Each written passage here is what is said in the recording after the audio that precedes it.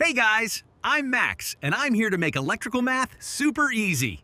Let's talk about the Ohm's Law Wheel. This is the Ohm's Law Wheel, your ultimate cheat sheet for voltage, current, resistance, and power, all in one place, right here on OhmDeck.com.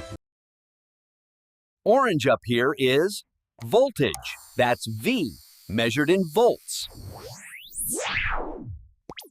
Green over here is current, Hadel. That's I, measured in amps.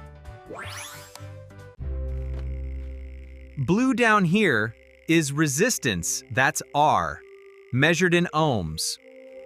Finally, yellow is power, that's P, measured in watts. Find your section, grab your formula, and done.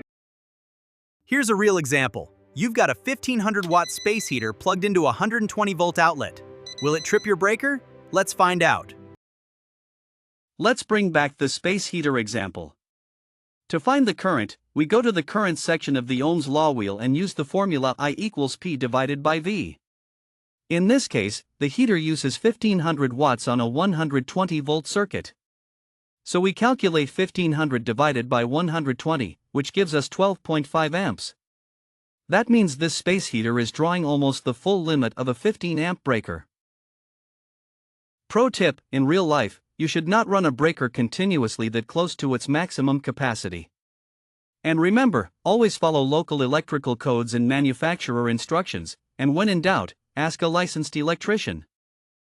I'm Max, your go-to guy for all things electrical math. Stay safe out there, always know your numbers, and I'll catch you guys in the next one.